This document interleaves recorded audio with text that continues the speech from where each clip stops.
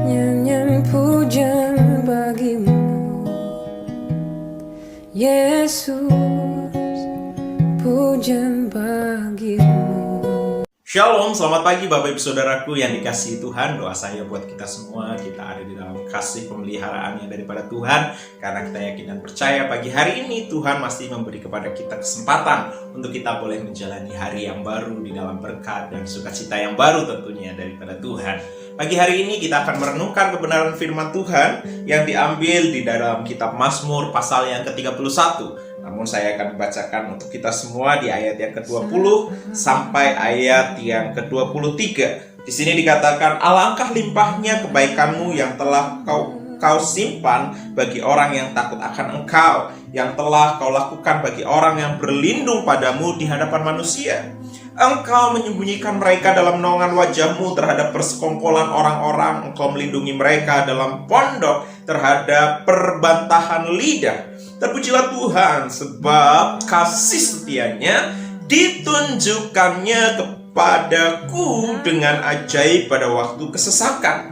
Aku menyangka dalam kebingunganku, aku telah terbuang dari hadapan matamu. Tetapi sesungguhnya engkau mendengarkan suara permohonanku ketika aku berteriak kepadamu minta tolong. Renungan kita pagi hari ini adalah berbicara tentang ada kalanya bingung itu baik. Ya, ada kalanya bingung itu baik. Di ayat yang ke-23, aku menyangka dalam kebingunganku, aku telah terbuang dari hadapan matamu. Ini adalah doa dari Daud. Ya, di hadapan Tuhan. Dia menyadari bahwa hanya ada satu tempat yang aman, itu ada di dalam Tuhan. Aman yang dimaksud bukan berarti tanpa persoalan, tanpa permasalahan. Aman yang dimaksud adalah orang itu ada bersama dengan Tuhan dan ia menyadari bahwa dalam seluruh hal yang terjadi atas hidupnya, baik ia ada di dalam persoalan, ada dalam permasalahan, ada dalam tantangan hidup, bahkan ada badai hidup yang menerjang atas hidupnya sekalipun, karena dia tahu kepada siapa ia mempercayakan hidupnya, ia meyakini bahwa semua yang terjadi atas hidupnya tidak lepas dari kendali tangan Tuhan. Nah, itu yang dimaksud aman di dalam Tuhan. Aman bukan berbicara tentang situasi, tetapi tentang sikap hati yang benar-benar dipercayakan kepada Tuhan. Orang-orang yang hidupnya dipercayakan kepada Tuhan seutuhnya di dalam segala persoalan permasalahan hidupnya, ia akan tetap aman sekalipun badai hidup menerjang hidupnya, karena ia ada bersama dengan Tuhan. Dia akan tetap merasakan keamanan itu. Di dalam Mazmur pasal 31 ini Daud merenungkan, ini pentingnya bagi kita semua. Ada kalanya bingung itu baik. Kenapa? Bingung adalah titik di mana seseorang itu merasakan persoalan yang tiba-tiba datang dalam hidupnya dan dia tidak tahu bagaimana menyelesaikan setiap persoalan.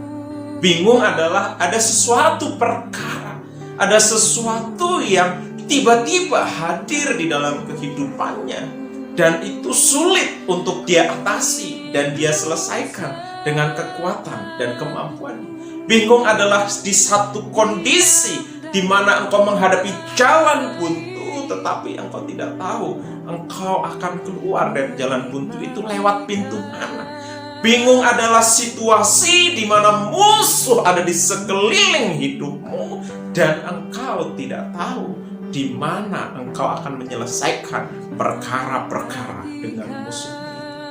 Kebingungan yang dialami oleh Daud menjadi titik di mana Daud akhirnya merenungkan kehidupannya, kepada siapa dia meletakkan hidup. Dia bingung dengan segala situasi yang sedang terjadi di dalam hidup. Ada kalanya titik bingung itu digunakan oleh orang bijaksana untuk kembali merefleksi kehidupannya, mengecek ke dalam diri, mengecek ke lingkungan di sekitarnya, mengecek hubungannya dengan Tuhannya, mengecek dengan siapa dia mempercayakan kehidupannya. Daud mengalami persoalan yang sekian lama terus ada di dalam hidupnya. Bertubi-tubi datang atas kehidupannya sampai ia merasa sesak. Di ayat yang ke-10 dijelaskan, "Kasihanilah aku ya Tuhan, sebab aku merasa sesak. Karena sakit hati mengindaplah mataku, meranalah jiwaku dan tubuhku, sebab hidupku habis dalam duka, dan tahun-tahun umurku dalam keluh kesah. Kekuatanku merosot karena sengsaraku, dan tulang-tulangku menjadi lemah." Semua karena lawan-lawannya Daud. Persoalan membuat dia patah semangat. Lawan-lawannya membuat dia menjadi lemah imannya. Lawan-lawannya membuat dia mengalami banyak goncang. Lawan-lawannya membuat dia tidak berdaya. Di dalam ketidakberdayaannya itu, dia tidak tahu. Dia bingung bagaimana dia harus menyelesaikan itu semua. Di titik kebingungannya itu, dia merefleksi akan hidupnya. Dia merefleksi kepada siapa dia mempercayakan hidupnya. Dia merenung tentang keberadaan hidupnya. Kepada siapa sebenarnya dia menaruh hidup. Dan dia mendapati bahwa dia menaruh hidupnya di dalam tangan Tuhan. Ketika dia menyadari, mendapati dirinya ada di tangan Tuhan yang luar biasa, tangan Tuhan yang dahsyat, tangan Tuhan yang hebat, tangan Tuhan yang mampu untuk menolong dan menopang hidupnya, sekalipun saat ini dia ada di dalam badai kehidupan.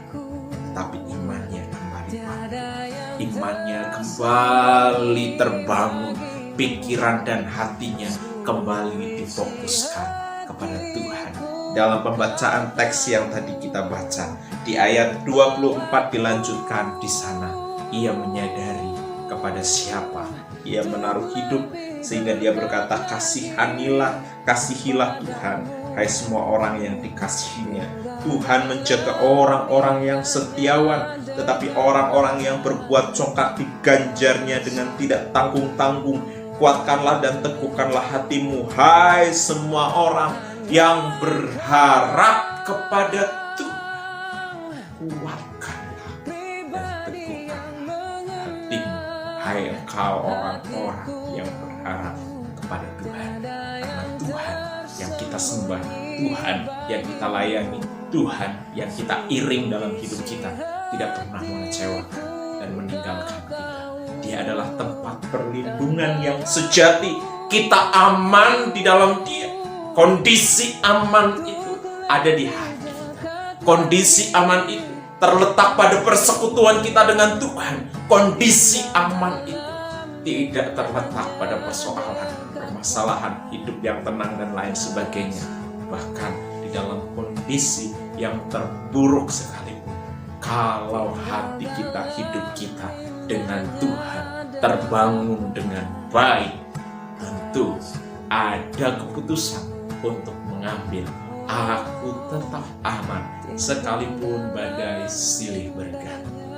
Di saat badai bergelora, ku akan terbang bersamamu. Orang-orang yang mempercayakan hati dan hidupnya kepada Tuhan, ada titik ia merefleksi kehidupannya. Di dalam kebingungannya itu, Tuhan izinkan untuk kita bertanya-tanya kepada Tuhan. Saat kita bingung, jangan melangkah dengan kekuatan kita. Saat kita bingung dengan kehidupan kita, jangan bertanya-tanya kepada orang yang tidak mengenal Tuhan. Saat kita bingung, masuklah dalam hadirat-Nya, duduk diam dalam hadirat-Nya, sembah Dia, baca firman-Nya, renungkan firman-Nya, terus bangun persekutuannya, percayakan hidupmu lebih lagi kepada Tuhan, dan izinkan keamanan yang daripada Tuhan menguasai hatimu, menguasai hidupmu. Dan hari ini kita melangkah seutuhnya di dalam keamanan yang daripada Tuhan. Sekalipun COVID-19 tidak selesai, sekalipun persoalan permasalahan terus datang silih berganti, engkau akan tetap merasa aman karena engkau tahu kepada siapa engkau menyerahkan hidup. Ada kalanya bingung itu baik, tetapi jangan selalu bingung dalam hidupmu.